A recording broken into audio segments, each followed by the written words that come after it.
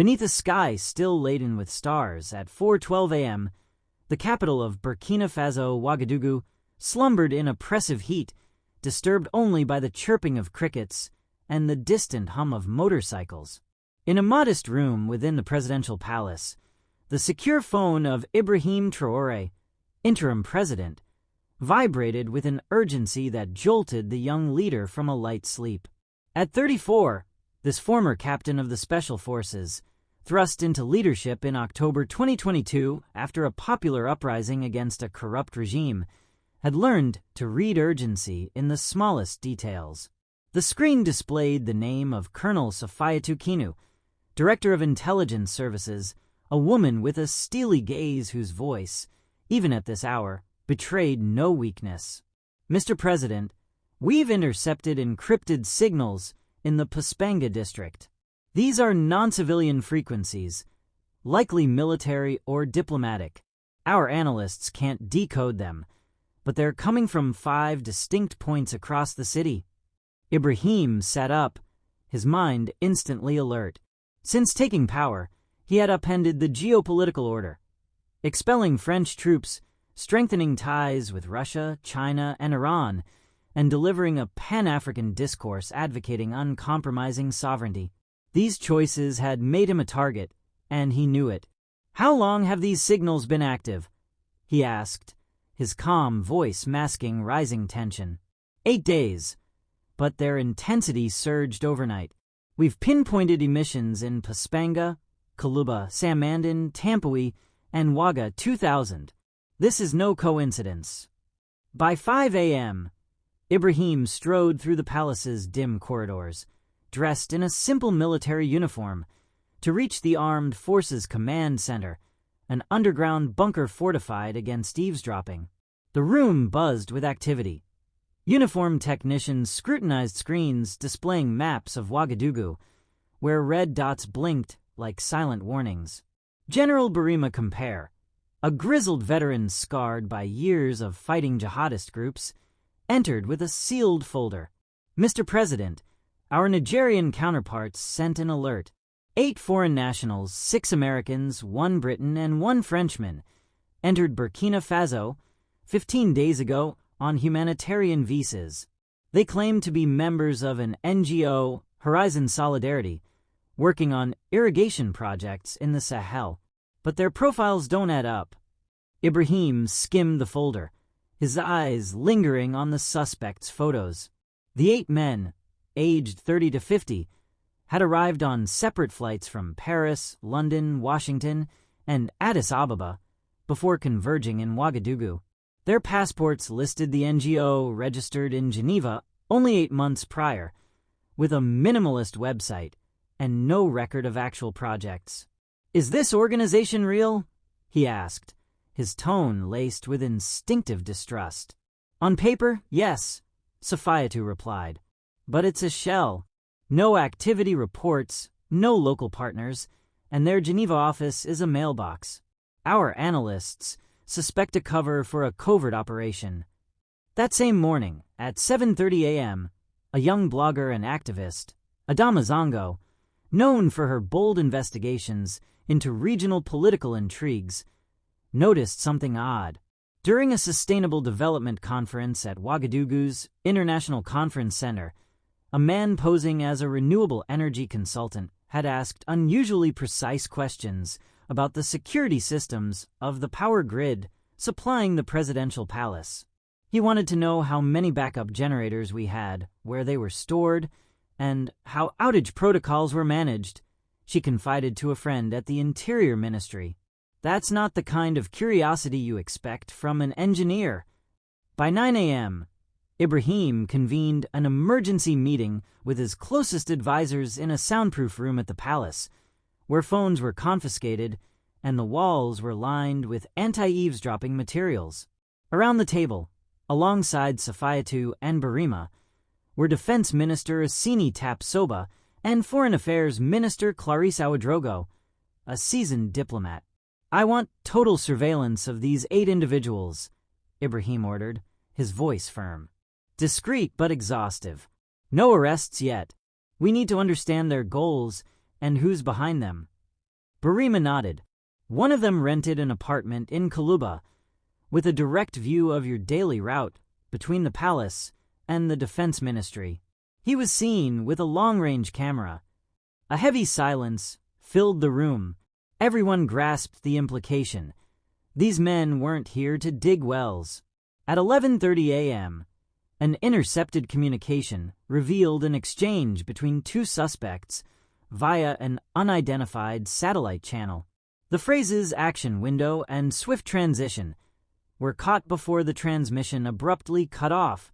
At 2 p.m., a diplomatic note from Mali, led by a government sharing Ibrahim's nationalist ideals, arrived at the palace. It was unequivocal. Reliable sources indicate a destabilization operation may target your leadership in the coming days. Be wary of foreign offers of assistance.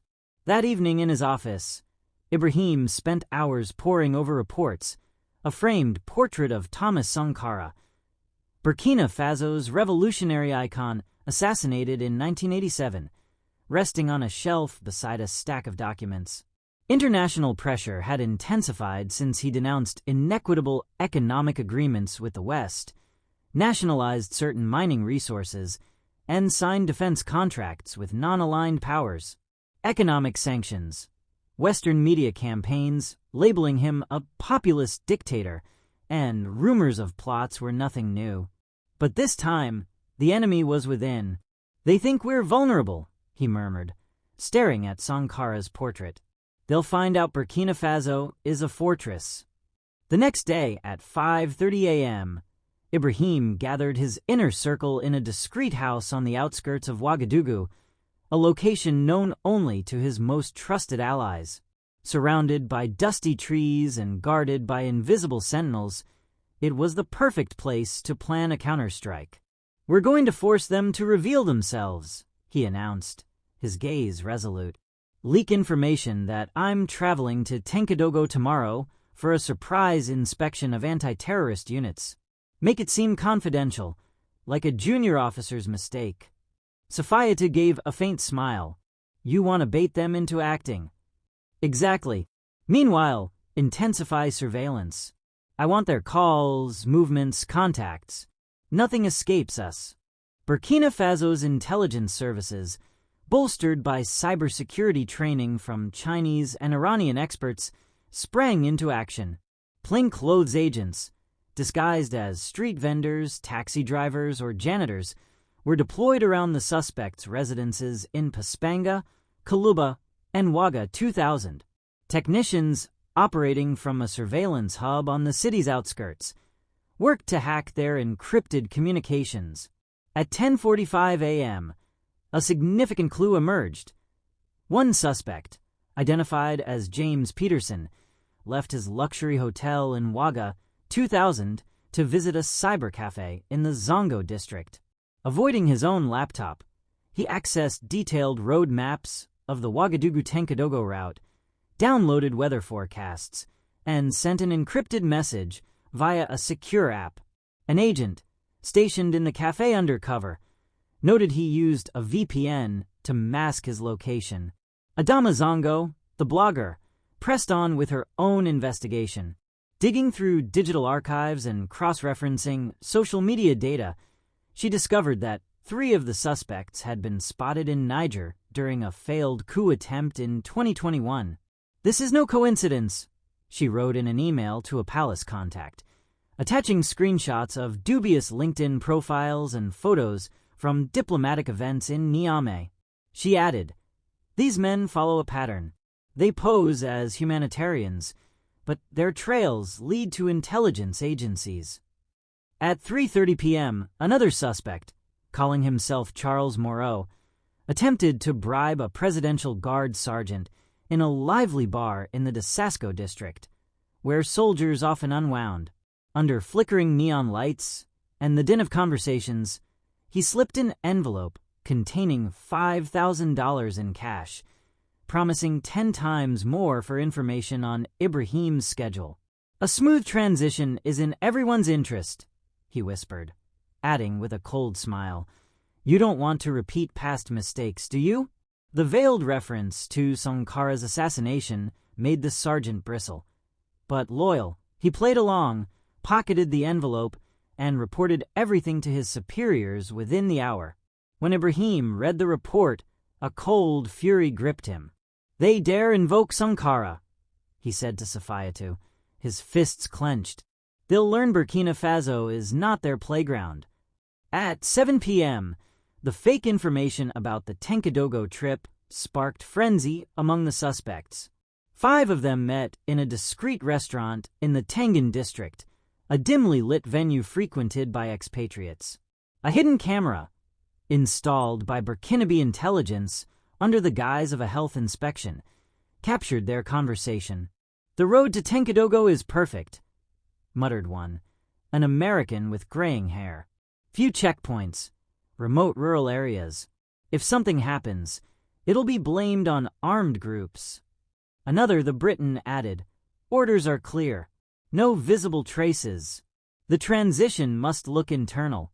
The word orders made Safiyatu flinch as she watched the live feed from the command center. She called Ibrahim immediately. "Mr. President, they're talking about an orchestrated operation. References to an internal transition and no visible traces point to high-level involvement. Likely Langley or Vauxhall Cross." At 10:30 p.m., Safiyatu presented an action plan. "We have enough evidence to act now. I propose a simultaneous operation tonight to apprehend all 8 suspects before they coordinate their next move." Ibrahim, after a moment of reflection, nodded. "Move quickly, but with precision. No unnecessary violence. I want them alive and able to talk." At midnight, Burkina Faso's special forces, trained for high-stakes missions in the Sahel, struck. Within an hour, 7 of the 8 suspects were arrested in their residences in Paspanga, Kaluba, Samandin, and Ouaga 2000. The 8th, alerted by a sudden radio silence, attempted to flee toward the Ivorian border in a rental car. He was intercepted at a roadblock near Banfora, 400 kilometers from Ouagadougou, after a tense nighttime chase. The seized evidence was damning.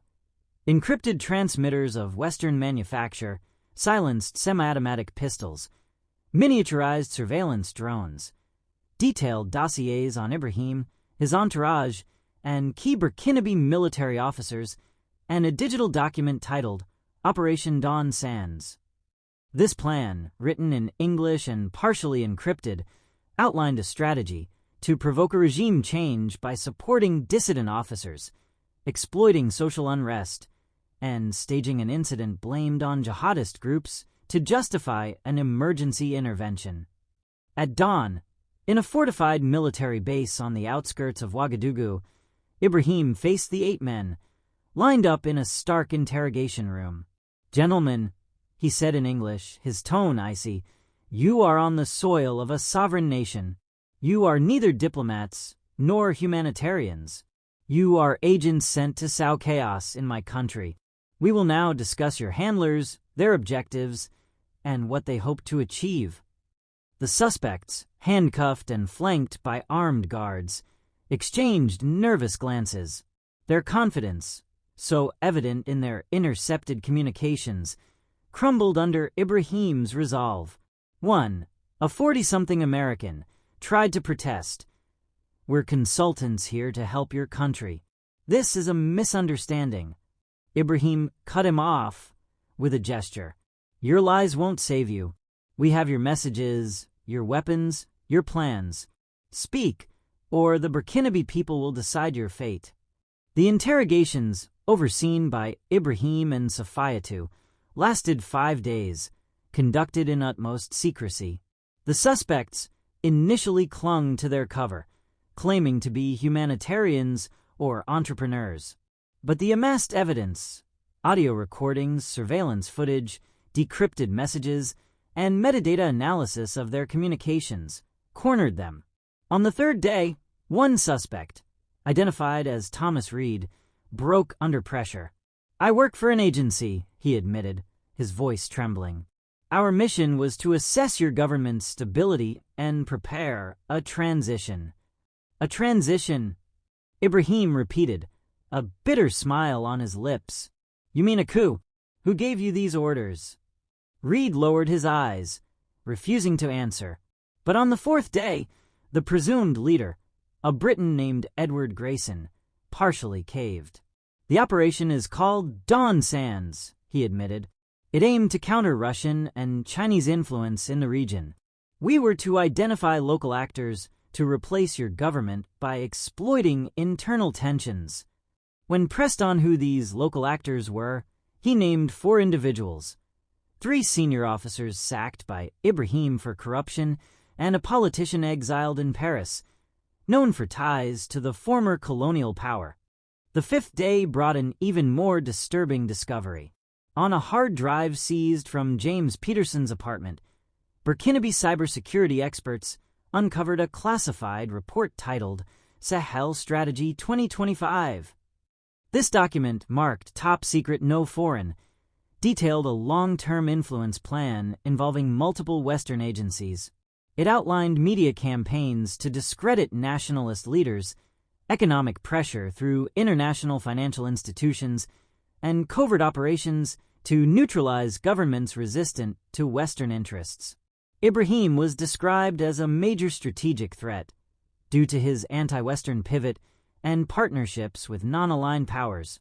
Meanwhile, the government's silence on the arrests fueled rumors in Ouagadougou's markets. Mango vendors and taxi drivers speculated about a foreign conspiracy. The U.S. Embassy issued a vague statement reporting the disappearance of citizens on a humanitarian mission and requesting information. Adama Zongo, now receiving anonymous threats warning of severe consequences if she continued her investigations, pressed on undeterred. She published a bombshell article on her blog, The Shadows of Paspanga, suggesting similar operations had targeted Mali, Niger, and Guinea over the past 5 years. Translated into English, French, and Arabic, her piece was picked up by Pan-African and international media, amplifying the affair's reach. On the evening of the 5th day, Ibrahim convened his National Security Council in a secure palace room. The faces around the table were grim. We have 3 options, he explained, his voice steady but laced with unyielding resolve. First, expel these men quietly in exchange for diplomatic concessions. Second, try them publicly for espionage and attempted destabilization. Third, turn this affair into a lever to unite Africa against foreign interference. Defense Minister Usini Tapsoba cautioned, a public trial could provoke economic or military retaliation. The Americans and their allies will deny everything and accuse us of paranoia. Foreign Affairs Minister Clarice Ouedraogo added, without irrefutable evidence bearing official seals, their word against ours risks dividing international opinion. But Ibrahim, staring at a map of Africa on the wall, made his decision. Our strength lies in truth. This affair isn't just about Burkina Faso. It's about every African nation aspiring to sovereignty. We will expose everything, but not alone. We'll coordinate with our allies. That night, secure communications were exchanged between Ouagadougou, Bamako, Niamey, Conakry, and N'Djamena, the presidents of Mali, Niger, Guinea, and Chad, all facing similar pressures, agreed to a collective response. At dawn on the 6th day, Ibrahim announced a national address, broadcast live on Burkinabe television, radio, and social media to reach a global audience. At 8 p.m. sharp, dressed in his military uniform, Ibrahim appeared on screen, standing before the flags of Burkina Faso and the African Union. His face, grave yet resolute, captivated millions of viewers. People of Burkina Faso, dear African compatriots, I address you tonight to reveal a grave threat to our sovereignty, he began. With clinical precision, he detailed the discovery of encrypted signals, the arrest of the 8 agents, and the damning evidence. Photos of seized equipment, audio excerpts from intercepted communications, fragments of the Dawn Sands Plan, and quotes from the Sahel Strategy 2025 report. "These men were not here to build schools or wells," he declared.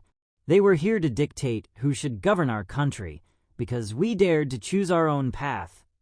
He announced the creation of a Pan-African Commission, based in Bamako, to investigate foreign interference, in partnership with Mali, Niger, Guinea, and Chad. "We demand formal apologies and guarantees of non-repetition," he added, addressing Western powers directly. "The 8 agents will be tried for espionage, attempted destabilization, and conspiracy against state security. But beyond their fate, this affair is a call to Africa. It is time to rise united against those who still seek to keep us in servitude." The international reaction was immediate and explosive. In Washington, the State Department categorically denied involvement, calling the accusations fabrications meant to justify an authoritarian shift. In London, the Foreign Office expressed concerns about the suspect's treatment. In Paris, the Quai d'Orsay urged restraint while sidestepping the evidence. But in Africa, the impact was seismic. From Dakar to Johannesburg, crowds gathered spontaneously in the streets, waving signs proclaiming, "Africa is not for sale," and "Traoré, our voice." On social media, the hashtag #AfricaSovereign went viral, shared over 10 million times in 24 hours. In Ouagadougou, markets buzzed with new energy. Fabric vendors, mechanics, and students discussed their country's defiance with pride. Adama Zongo, now a media figure despite herself, published a series of detailed articles titled "The Puppeteers of Ouagadougou." Translated into 6 languages, her work analyzed how this affair marked a historic turning point, comparing Ibrahim to figures like Kwame Nkrumah, Patrice Lumumba, and Thomas Sankara. "This is not just a victory for Burkina Faso," she wrote. "It is a rallying cry for a continent that refuses to be manipulated." 3 days after the speech, an emergency summit brought together the presidents of Mali, Niger, Guinea, and Chad at a discreet military base near Bobo Dioulasso. Far from prying eyes, the leaders reviewed the evidence gathered by Burkinabe intelligence. "What you've uncovered mirrors our own suspicions," said the Malian president, a stern colonel. "We intercepted similar signals in Bamako last month, but couldn't identify the culprits." The Nigerian leader, a general known for his resolve, added, "Since we renegotiated our uranium contracts with multinationals, pressures have multiplied. Media campaigns, veiled sanctions, and rumors of internal plots." The Chadian president, a Sahel political veteran, chimed in, "This affair proves we're all targets. If we don't unite, they'll pick us off one by one." Ibrahim outlined his vision.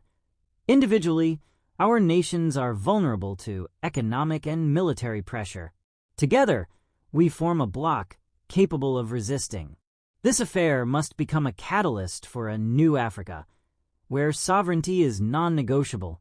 The 4 leaders approved a joint statement, drafted on the spot, condemning persistent attempts by certain powers to maintain dominance over Africa through methods contrary to international law. They announced the creation of a regional alliance, the African Sovereignty Pact, open to all nations sharing their principles. For weeks later, the trial of the 8 agents opened at Ouagadougou's Supreme Court in a packed courtroom teeming with journalists from around the world, African Union observers, and UN representatives. Contrary to Western expectations, the proceedings were exemplary. The defendants had access to international lawyers, simultaneous translation was provided, and the hearings were broadcast live for transparency. The suspects pleaded guilty to espionage, but denied any intent to stage a coup, claiming they were conducting a regional security assessment. Their defense collapsed when the prosecutor presented the evidence: recordings of their communications, photos of their equipment, excerpts from the Dawn Sands Plan, and testimony from Burkinabe officers approached for bribes. The verdict, delivered after 6 weeks of hearings, found the 8 men guilty of espionage, conspiracy against state security, and attempted destabilization. They were sentenced to 18 years in prison, with the possibility of extradition after 8 years under strict conditions, including formal apologies from their governments. The Western response was measured. Washington voiced concerns about the trial's fairness, but announced an internal investigation into possible unauthorized operations. London and Paris adopted a similar tone, avoiding direct confrontation. The Pan-African Commission, based in Bamako under the chairmanship of a prominent Ghanaian jurist, collected testimony from 22 African nations, revealing a network of coordinated interference involving intelligence agencies, fake NGOs, and multinationals. Burkina Faso, Mali, Niger, Guinea, Chad, and the Central African Republic, joined by Sudan and Eritrea, formed a united diplomatic bloc. At an African Union summit in Addis Ababa, they presented a resolution demanding the end of non-negotiated foreign military bases, the renegotiation of resource extraction contracts, and reparations for the historical damages of colonialism and neocolonialism. 8 months after the arrests, Ibrahim Traoré was invited to address the United Nations General Assembly in New York. Dressed in a white babou adorned with traditional Burkinabe patterns, he took the podium under the world's gaze. Africa is no longer a geopolitical chessboard, he declared in French, then repeated in more to honor his people. We are equal partners, not pawns. We are not here to accuse, but to affirm. Sovereignty is non-negotiable. Dignity is indivisible. He proposed a new contract for international relations based on 5 principles: absolute respect for sovereignty, total transparency in military and economic agreements, equitable sharing of resource profits, effective technology transfers, and recognition of historical injustices. We extend our hand to all who accept these principles, from east, west, north, or south, he concluded. But we will no longer bow to those who confuse partnership with domination. The ovation that followed, including from Western delegations, was a rare moment in UN history. In Ouagadougou, crowds gathered spontaneously to celebrate, giant screens broadcasting the speech in public squares. Students at Joseph Kizerbo University debated passionately, taxi drivers honked in joy, and elders under mango trees spoke with pride of a new Sankara. A year after the revelations, the Ouagadougou affair was reshaping the continent. The African Sovereignty Pact expanded, welcoming Senegal, Ghana, and Angola, former colonial powers, under pressure from African public opinion and the Sahel's united diplomacy, began withdrawing troops from bases like Niamey. New partnerships emerged with China, India, and Turkey, but on fairer terms, prioritizing technology transfers and local development. Even international financial institutions, long inflexible, revised their conditions in the face of an Africa that rejected external dictates. In Ouagadougou, life resumed its rhythm, but a new energy permeated the capital. The markets of Sankara, Smar, Rude Woko, and Zaka buzzed with palpable pride. Youth painted murals celebrating resistance. Schools held oratory contests on sovereignty, and local reggae songs hailed Traoré, the Awakener. In his office, Ibrahim often gazed at Sankara's portrait, now joined by a map of Africa marked with allied nations' flags. "We held firm," he murmured, a faint smile on his lips. In Washington, a leaked National Security Council report admitted, "The era of covert interventions in Africa is over. We must rethink our approach or risk strategic marginalization." In African universities, from Ouagadougou to Lagos, students analyzed the Traoré moment as a turning point akin to the 1960s independences. Theses explored how a young officer from a landlocked nation turned a destabilization attempt into a catalyst for a new diplomatic order. History will remember that in Ouagadougou, in the hands of Ibrahim Traoré and a united people, a major page in global geopolitics was turned. Burkina Faso, once seen as a pawn in great power struggles, became a beacon for a sovereign Africa, a continent finally writing its own destiny.